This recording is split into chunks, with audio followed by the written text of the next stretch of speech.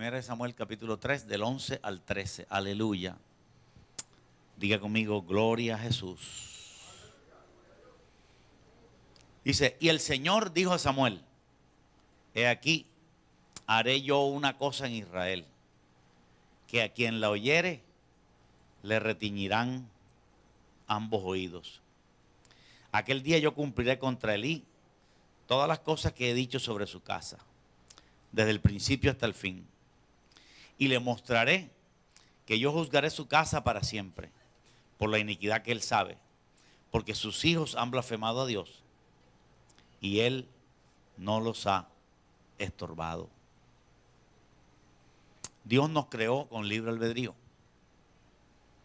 Pero cuando el hombre cayó en pecado, Adán pecó, Dios determinó que los hijos nacieran esclavos. La niñez es una esclavitud.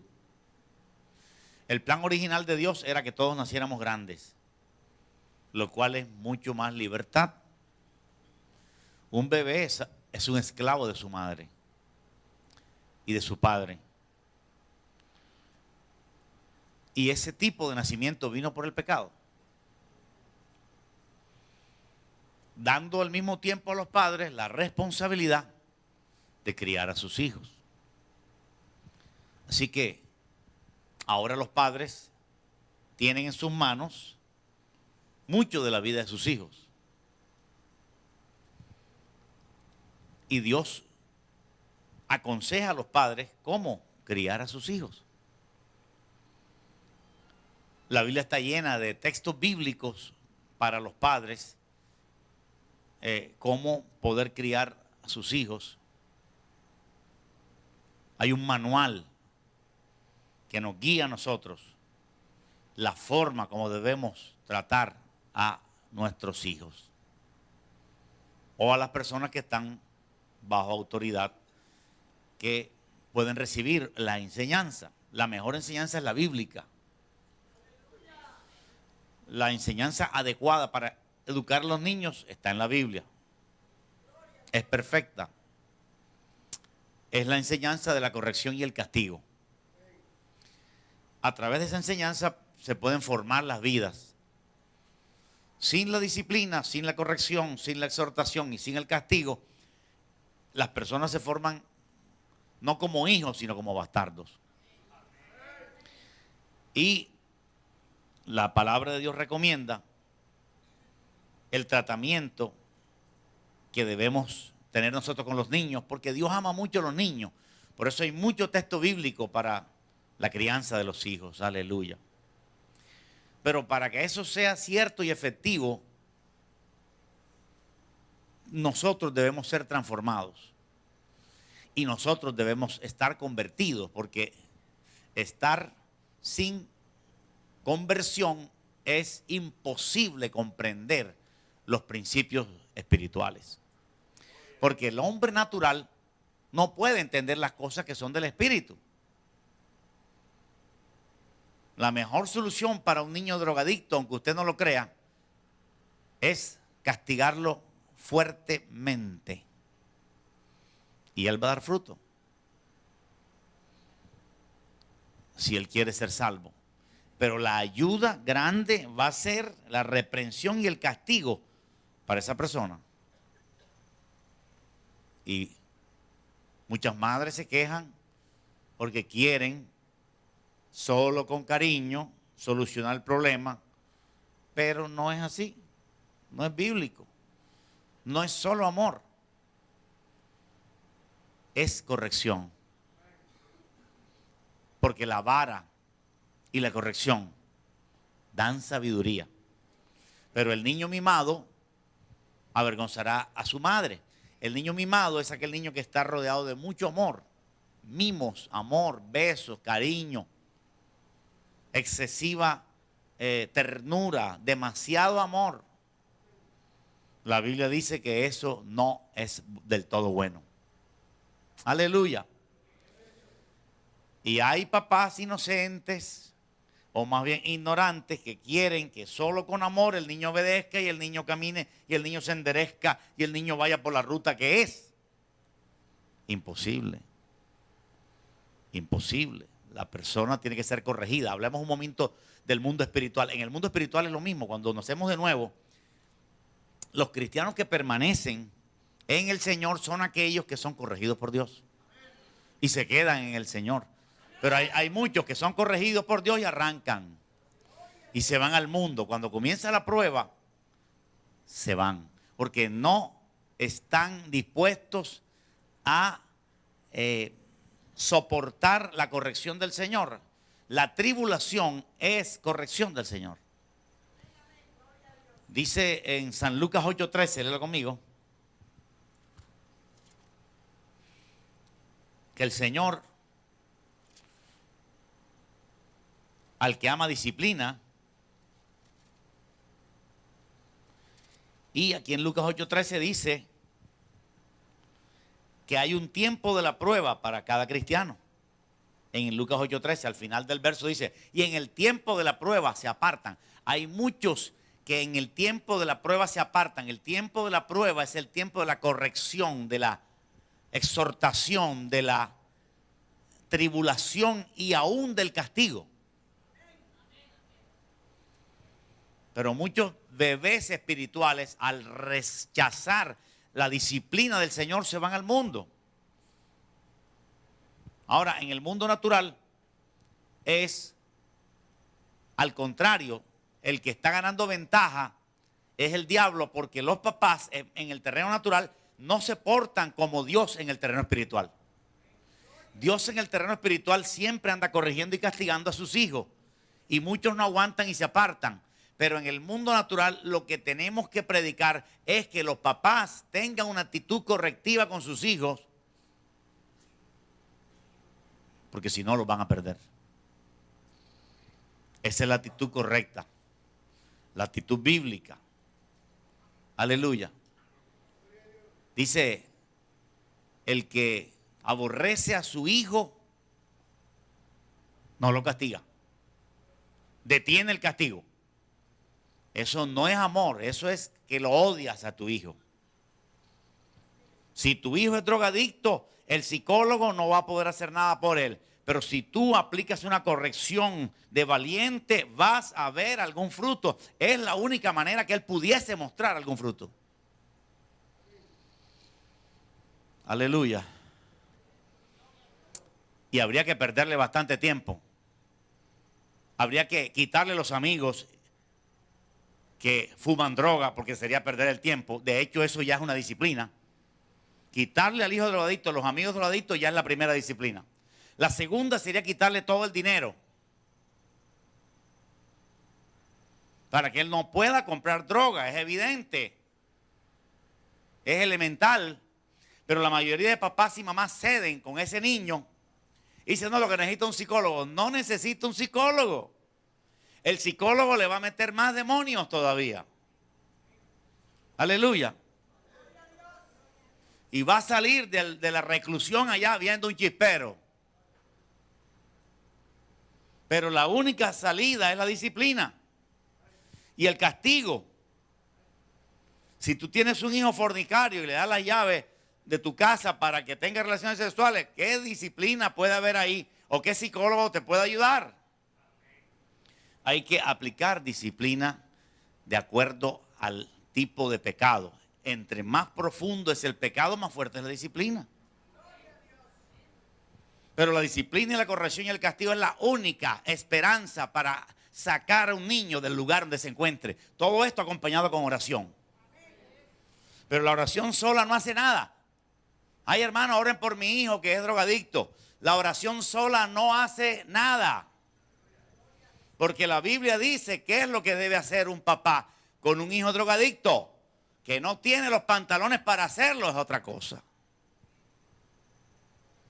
Pero es la única forma de darle al niño la opción de poder recuperarse. Aleluya. Y cuando él comienza a llorar y a quejarse, que ese no es el proceso. Cuando él comienza a llorar y a quejarse y a maldecir, que ese no es el proceso, no le crea. Porque esa es la única opción que da la Biblia. Aleluya. Hasta que él mismo entienda y se humille y se autodiscipline. Pero inicialmente hay que ayudarlo, imponiendo disciplina a su vida.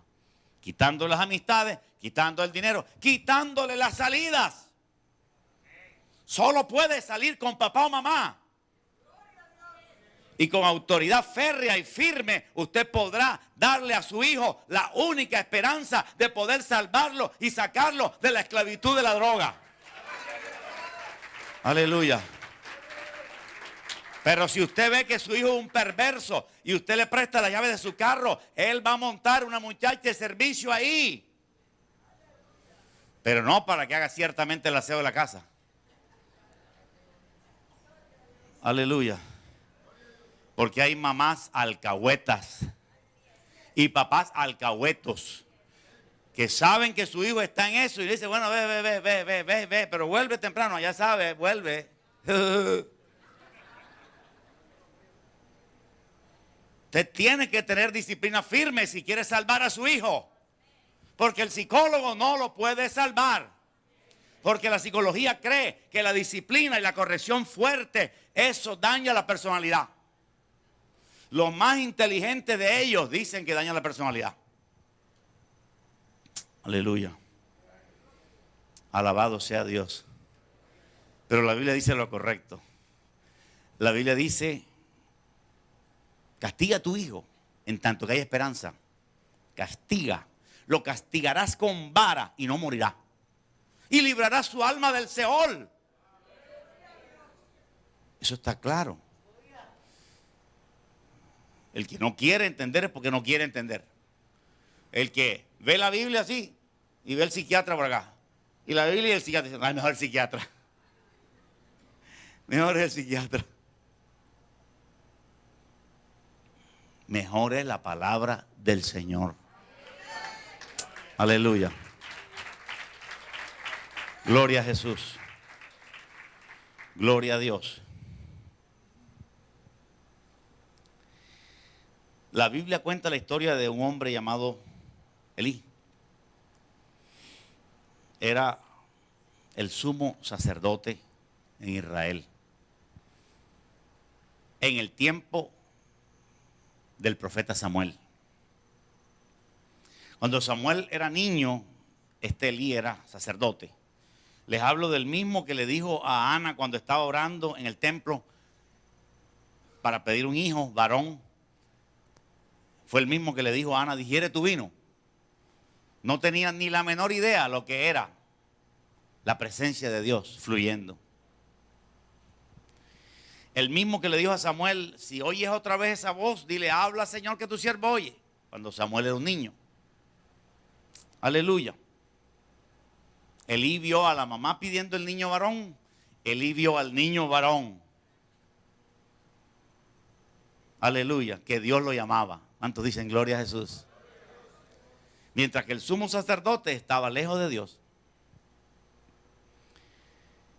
Y en el capítulo 2 de Primera de Samuel, en el verso 22, no vamos a leerlo todo, pero allí podemos ver, capítulo 2, verso 22, que Elí corrige a sus hijos. Porque sus dos hijos varones, Ofni y Finees,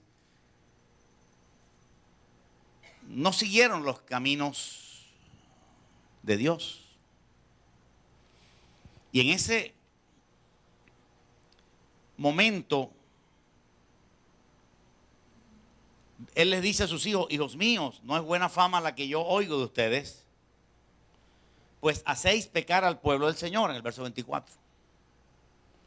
Inmediatamente que hay este pecado en Israel, Dios estaba muy pendiente de Israel porque Dios quería que Israel permaneciera con un remanente para que se cumpliera la profecía que él mismo había dado, que nacería de Israel el Salvador, porque la salvación viene de los judíos.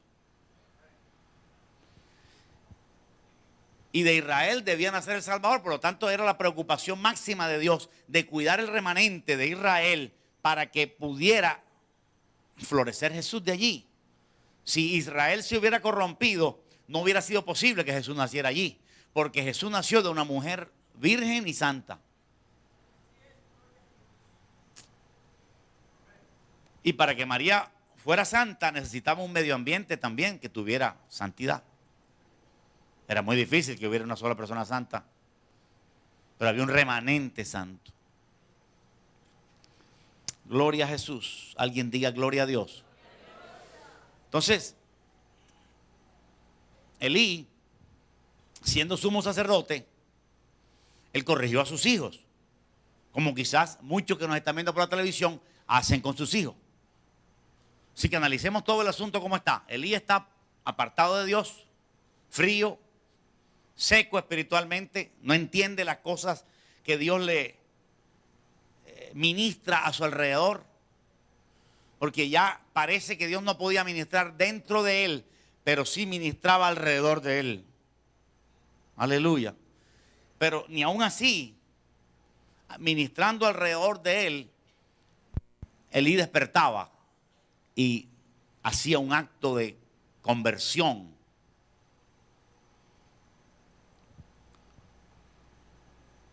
Por eso, en el capítulo 2 de Samuel, verso 27,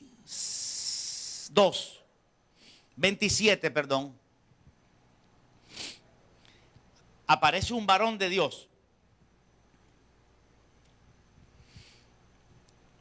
que reprende a Elí. Y le dijo, así ha dicho el Señor, en el verso 27, ¿no me manifesté yo claramente a la casa de tu padre cuando estaban en Egipto en casa de Faraón? Es decir, le está diciendo, yo me manifesté, yo me revelé a los judíos. Yo me manifesté a Israel.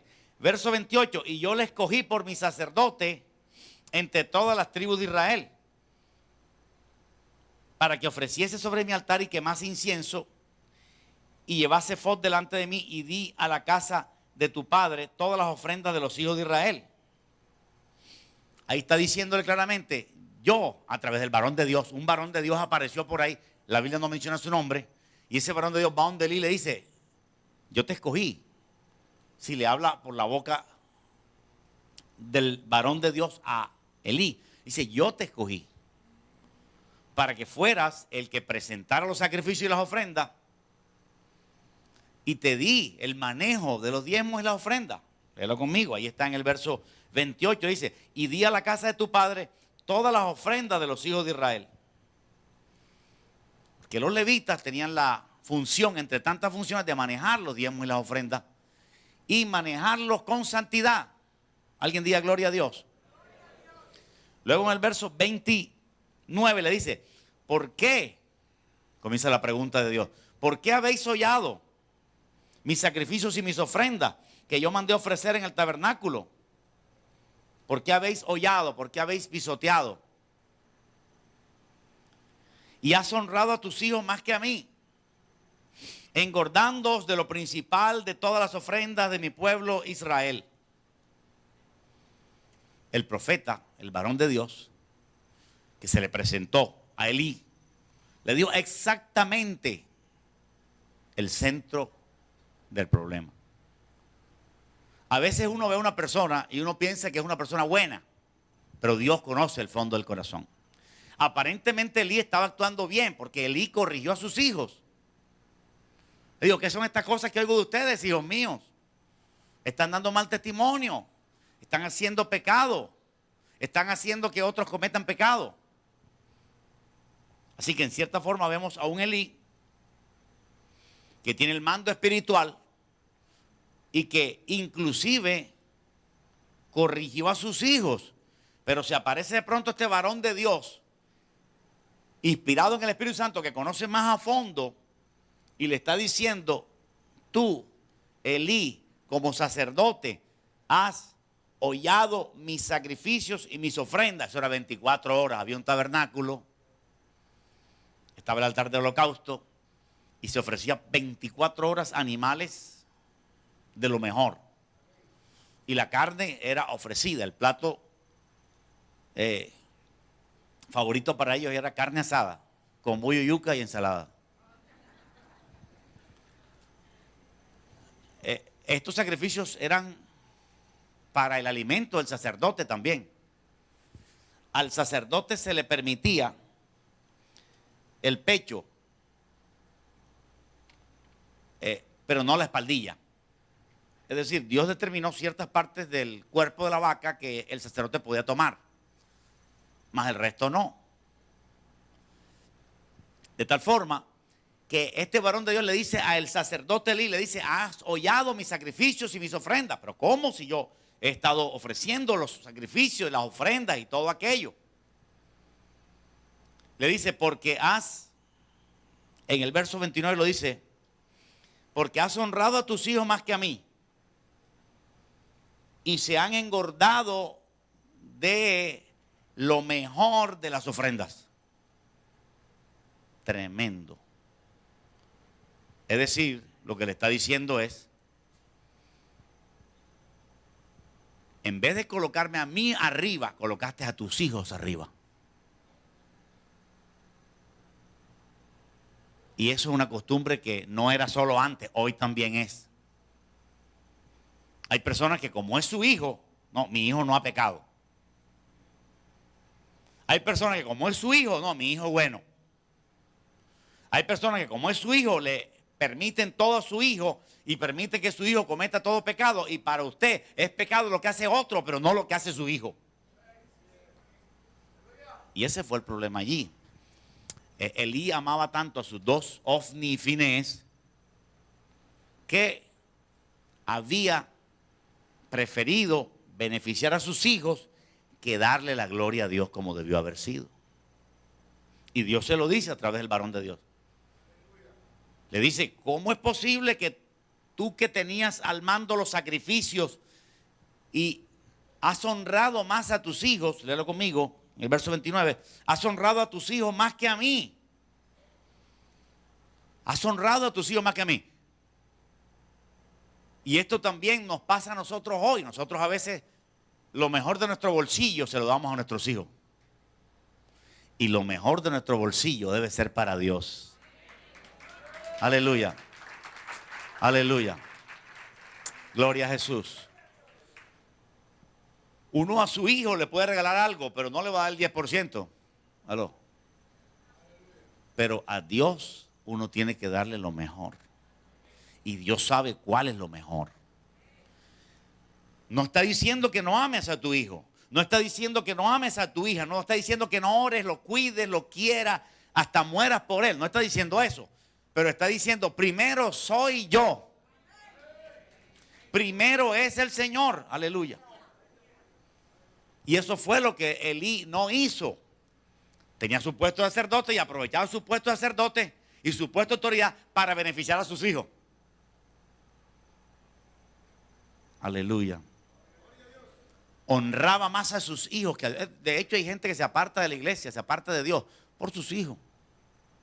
Porque mi hija me visita el domingo en la mañana. Y quieren más a sus hijos que a Dios. Esas personas que quieren a sus hijos más que a Dios son malvados. Quiero aclararlo. Y eso ahora no se ve. Pero después se te va a aparecer un varón de Dios que te va a decir: tú eres malvado porque tú amabas más a tu hijo que a Dios. Ojo con ese profeta que se te va a aparecer. Pero yo no soy. Lo que sí te quiero decir es que aquí el problema de Elí fue, aunque era un hombre de iglesia, era un hombre de tabernáculo, era un hombre de sacrificio, era un hombre de presencia, de estar allí dando cara, tenía su corazón colocado en sus dos hijos antes que en el Señor. Aleluya. Y aunque en realidad él tenía un respeto alto por el lugar santo y el lugar santísimo, a pesar de eso, él había colocado a sus hijos por arriba. Uno tiene que colocar a Dios por arriba. Y eso es un trabajo de varios meses, quizás de años. tratar de colocar a Dios por arriba de su hijo y expresarlo con frutos reales. No, hermanos, que yo amo a mi hijo tanto que yo me endeudé para vestirlo, me endeudé para hacer esto, me endeudé para hacer lo otro, lo arreglé, le di, le comí, pero a la iglesia no le di sino 20 pesos. Y a la iglesia no fui nunca. Y en el culto casi nunca cantaba. Ahí estás demostrando que amas a tu hijo más que a Dios. Y amar al hijo más que a Dios es malvado. Es malvado porque Elí era malvado. Le dice, honraste a tus hijos más que a mí. Y eso es pecado. No solamente eso, sino que también le dice, y ustedes se han engordado de las ofrendas de Israel. Bueno, este es el pecado que hoy más se da a nivel de pastores. Gloria a Dios. Aleluya. Porque la gente abre una iglesia para sostenerse económicamente y para engordarse. Y eso es pecado. Y Dios está contra todos esos pastores que tienen la iglesia para engordarse. Cogen el dinero de las ofrendas y los diezmos para ir a Miami a ver a Tribilín 3, 4 veces. En el primer viaje le toman foto a Tribilín por delante. En el segundo viaje a Miami le toman fotos a Tribilín en las orejas nada más. Eso es abominación a Dios, aunque tú no te des cuenta hoy. Porque el dinero del diezmo y la ofrenda no se coge para pasear, para malgastarlos, aleluya. Porque hay escasez de dinero. Casi no hubiera problema si hubiera superabundancia. Pero hay escasez y ese dinero es sagrado. No es como el dinero que se obtiene vendiendo pan.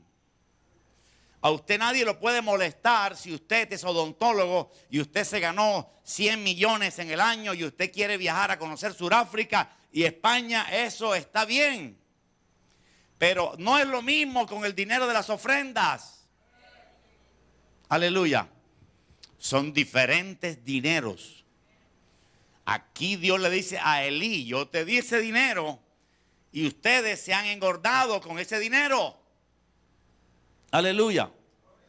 Y ese fue el pecado de Elí. Y un pecado que hizo que viniera juicio. En este pasaje normalmente hay que estudiarlo para poder comprender bien cuál era el pecado de Elí, porque a duras penas o revisando ligeramente uno no ve el pecado de Elí. Aleluya al Señor. ¿Cuántos dicen gloria a Dios? En el verso 30, el varón de Dios que se le acerca a Elí, mira cómo le dice. Jehová dice, yo había dicho que tu casa y la casa de tu padre andarían delante de mí perpetuamente, mas ahora ha dicho el Señor, nunca yo tal haga, porque yo honraré a los que me honran y los que me desprecian serán tenidos en poco. Hermano, usted desprecia a Dios con su actitud. Usted desprecia a Dios cuando usted da 1,000 pesos en la ofrenda y luego se gasta 2,000 pesos en un bombombón. Y el bombombón lo compra con gozo y los 1,000 pesos lo da con desprecio. No lo haga así. Aquí estamos hablando hoy de ofrendas. Uno tiene que dar lo poco que da con amor. Y entender que eso representa cómo amamos a Dios, tanto lo que uno da como cuando uno asiste a la iglesia. A veces asistimos a la iglesia sin zapatos, con una chancleta toda reventada. Aleluya. O con pantalón corto. Pero si fuéramos a un matrimonio de un impío, ahí sí nos ponemos en smoking. Estás despreciando la casa de Dios. Aleluya. Hacemos cosas, ¿verdad? En la iglesia cogemos y nos quitamos los zapatos y nos rascamos con la alfombra. Pero si vamos a una fiesta importante y se nos cae un poquito, una bolita ahí de café al suelo, la recogemos y limpiamos. Porque desprecias la casa de Dios. Y desprecias a Dios. Tu actitud demuestra que desprecias a Dios. Aleluya. Hay gente que si es una fiesta mundana van con todos los petates y todos los sacan todos los hierros. Toda la ferretería la sacan. Pero para la iglesia van con la camisa rota, reventado, la camisa sin planchar. La mejor ropa es para la tarde, para la heladería con el bollo. Eso es una forma de despreciar a Dios. Otra forma de despreciar a Dios es cuando uno dice, no, voy para el culto. ¿Qué horas son? Las 11. Ah, hombre, yo llego a las 12 cuando el pastor empieza a predicar, sus manes cantando ahí me tienen harto. Yo llego a las 12 y cuarto que el pastor empieza, porque a las 12:05 empieza a recoger plata. Entonces, llego a las 12:10 y a la 1:05 arranco, hermano, porque tengo un partido de fútbol a las 3 de la tarde y porque no sé qué. Está despreciando a Dios.